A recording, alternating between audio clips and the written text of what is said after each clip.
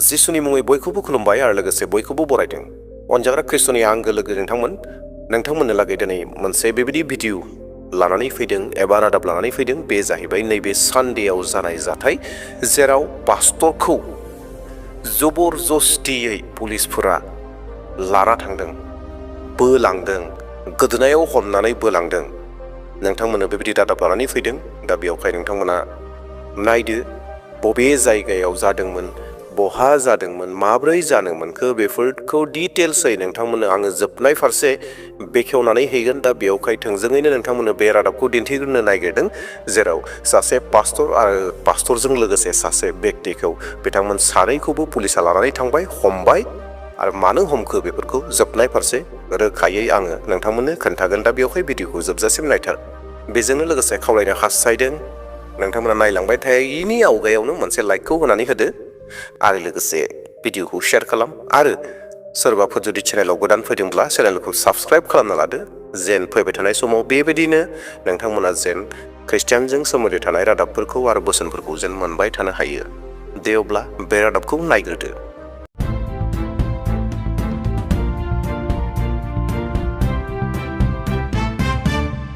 छीना झपटी मत करो, पीछे हटो। पहले लड़की हो ना, हटो, पीछे हटो। समझ में नहीं आ रही है बात? गाजियाबाद के क्रॉसिंग रिपब्लिक के राहुल विहार में पहले घर के अंदर धर्मांतरण के मामले को लेकर जमकर हंगामा हुआ। मामला तब और बढ़ गया जब पुलिस धर्मांतरण के आरोपी को पकड़कर ले जाने लगी। मैं मुख्यमंत्री को दूंगा, ये सूचना मुख्यमंत्री तक जाएगी। पुलिस धर्मांतरण के आरोपी का कॉलर पकड़कर धक्का देते हुए ले जा रही थी, तो कुछ महिलाएं और पुरुष पुलिस को रोकने की कोशिश कर रहे थे। इसी बीच पुलिस वालों से नोकझोंक भी हो गई। बताएंगे।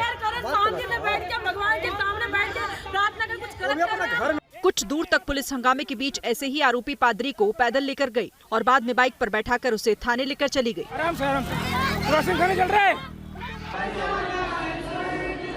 घर में जब प्रार्थना सभा चल रही थी, तभी ये युवक अपने साथियों के साथ वहां पहुंचा और वीडियो बनवाने लगा। पहले तो महिलाओं को समझ में नहीं आया, लेकिन जैसे ही उन्हें पता लगा तो हंगामा शुरू हो गया।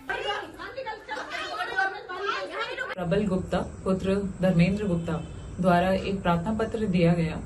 अनुसूचित जातियों के कई व्यक्तियों को बुलाकर कई तरह के प्रलोभन देकर धर्मांतरण का मामला बताया गया। पुलिस के पहुंचने से पहले प्रार्थना सभा में आई महिलाओं और धर्मांतरण का आरोप लगाने वालों के बीच बहस हुई। उसके बाद कई लोग घर के अंदर दाखिल हो गए और हंगामा करने लगे। इसी बीच पुलिस पहुंची और पादरी समेत 2 आरोपियों को पकड़कर ले जाने लगी, जिसका पादरी के समर्थकों ने विरोध किया। दूसरे पक्ष का कहना है कि प्रेमचंद जाटव के द्वारा ईसाई धर्म को कई वर्षों पूर्व जो है अपना लिया गया था और प्रत्येक रविवार के दिन इन पादरी के द्वारा आकर प्रार्थना पढ़ी जाती थी। गोबां दुखु नांथावना अनजाग्रा आंगोफोर, जि रादाबखौ नोंथांमोना नुबाय, बे जाथाया जाहैबाय इउपिनि गाजियाबाद जिल्लायाव जानाय मोनसे जाथाय, जेराव क्रसिं रिपाब्लिक होननाय मोनसे एरिया दङ आरो बे एरियानिनो राहुल बिहार होननाय जिथु थावनि, जिथु जायगा, जि जायगायाव जाथाया जाथारदोंमोन, बे जाहैबाय राहुल बिहार, जेराव जिसु ख्रिस्ट'खौ फोथायग्रा सुबुंफोर, ख्रिस्टियानफोरा खौसेथि जानानै मोनसे नखराव इसोरखौ खुलुमनाय सिबिनाय गोबाव समनिफ्राय खालामबोगासिनो दङ। दिनैनिफ्राय लानानै गोबाव समनिफ्राय खालामबोगासिनो।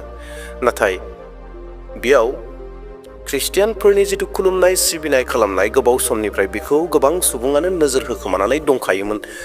बेयावहाय रादाबावनो बुंदों दि बजरं दलनि मानसिफोरा फैनानै गन्डगल खालामदों होननानै बिथांमोना पुलिसनो एरनानै हरदों जे बे न'आव धोरोम सोलायहोनायनि खामानि जायो होननानै पुलिसनो एरनानै हरबाय। पुलिसा जिहेतु रिपर्टखौ मोनबाय, बेयावहाय बिथांमोना फैनो गोनां जाबाय आरो बिथांमोना फैनानै पास्टर आरो पास्टरजों लोगोसे सासे बेक्तिखौबो बिथांमोना लानानै थांदों। आरो पास्टरखौ जाबायदि लानानै थांदों नोंथांमोना भिडिअ अलरेडि नुगासिनो दंखायो एबा भिडिअ नुनो मोनदों दि जे पास्टरखौ माबा मोनसे सोरबा उग्रपन्थिफोरखौ बायदि, सोरबा गाज्रि सुबुंफोरखौ फोरबायदि बोनानै लानानै थांदों, बोयै लानानै थांदों, बाइकआव जिरायहोदों। बिथांमोना बेबायदिहै लानानै थांदों जे सासे ओरैबायदि गाज्रि मानसिखौ मोनबाय जेरावहाय बिथाङा मानसि सिथारग्रा, माबा मोनसे सोरखौबा बुनानै दायनिगिरि खालामना थानायफोर बायदि पास्टरखौ बेबायदि बोयै बिथांमोना लानानै थांदों। बेसे दुखु नांथावना नङा होमब्ला अनजाग्राफोर? दिनै जोंनि भारताव बे अबस्था ख्रिस्टियानफोरा नोंथांमोना जि रादाबखौ नुनो मोन्दों बे रादाबा जाहैबाय रिसेन्टलि जानाय नैबे सानडेआव जानाय जाथाय गोबाव समनि नङा बबेबा समनि नङा नोंथांमोननो आं बबेबा गोबाव समनि रादाब बेफोरबायदिखौ लानानै फैखाया रिसेन्टलि जानाय जाथायफोरखौसो लानानै फैयो बे जाहैबाय इउपिआव जानाय जाथाय जेराव खुलुमनाय सिबिनाय जादोंमोन बेयाव बाइबेल दङमोन बेयाव इसोरखौ खुलुमनाय सिबिनायनि थाखाय जिथु मेथाइफोर खननाय दङमोन मेथाइ लेखाफोर दङमोन बेफोरखौनो माबा मोनसे गिदिर बेसाद गिदिर माबा मोनसे खामानि मावग्रा जेरैहाय हाथियारफोर मोननायफोर बायदिसो बिथांमोना बेबायदि बाथ्राफोरखौ बुंदों दिनै ख्रिस्टियानफोरनि सायाव जेरावबो बेबायदि सोलिगासिनो दङ अत्याचार सोलिगासिनो दङ अत्याचार खामानि मावगासिनो दङ जोंनि खुलुमनाय सिबिनायखौ नायनानै थानो हाथाराखै मानोना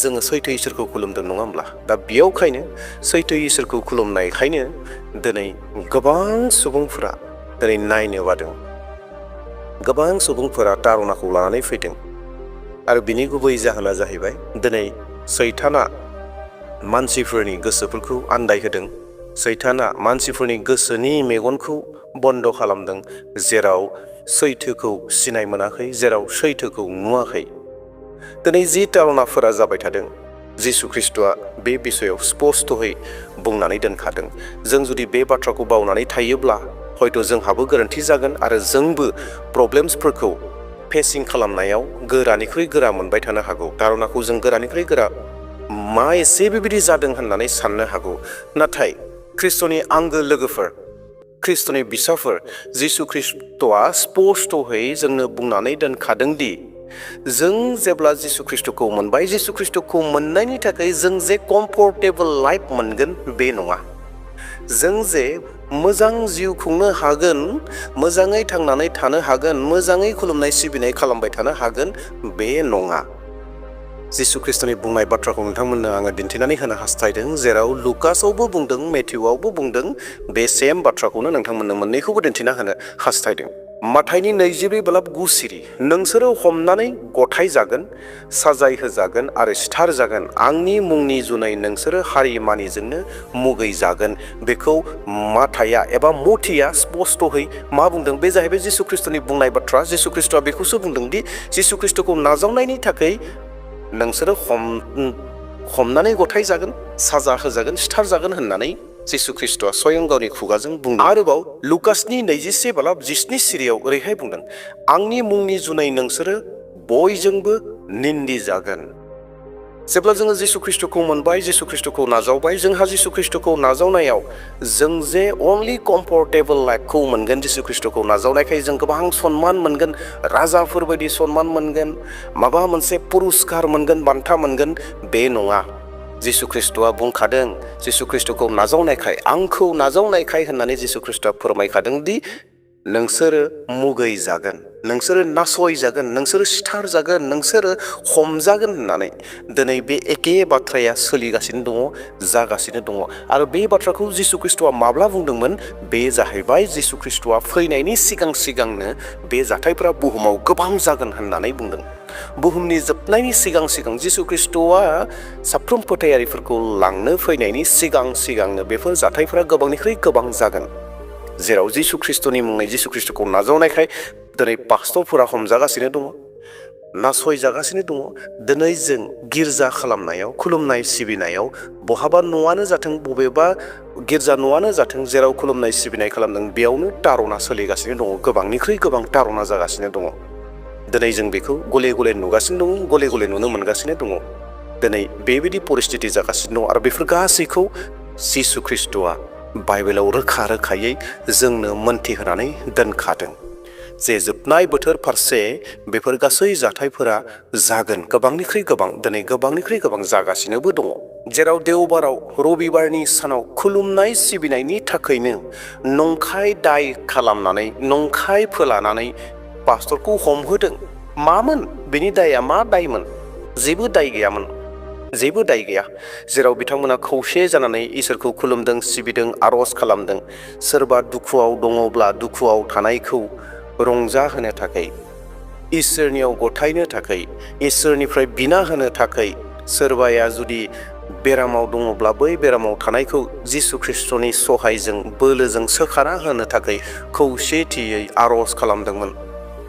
बेखौनो धोरोम सोलायहोनायनि मुं होनानै धोन दौलत होनायनि मुं होनानै माबा मोनसे मुं होनानै बेबायदि खालामदों।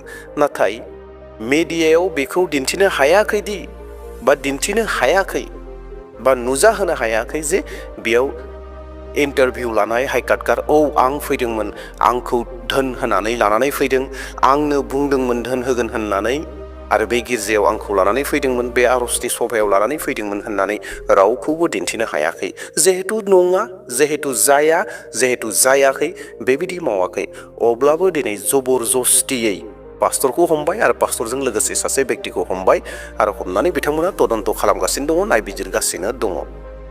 दा बेबायदि जादों। मानि थाखाय जाखो बिलाय? बे मानो जानो मोनदों? बे जाहैबाय जिसु ख्रिस्ट'आ बे बाथ्राखौ बुंखादोंखा जे जोबनाय बोथोर फारसे बेफोर समयसाया फैगोन, गोबांनिख्रुइ गोबां जागोन।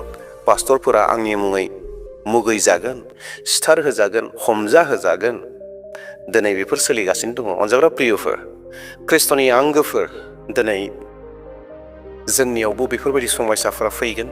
मानोना जोंबो जिसु ख्रिस्ट'खौ नाजावनायखाय जोंनियावबो बेबायदि मुगै जानायफोरा फैगोन, तारना होजानायफोरा फैगोन, हमजानायफोरा फैगोन।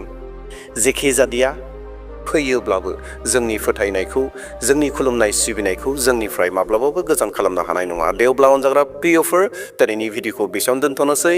प्रेज द लर्ड जय मसीह। नोंथांमोना बे रादाबखौ मोननानै मा सानखो कमेन्टआव फोरमायनो हागोन। दे अब्ला दिनैनि भिडिअखौ बेसेयावनो दोनथ'नोसै। Thank you.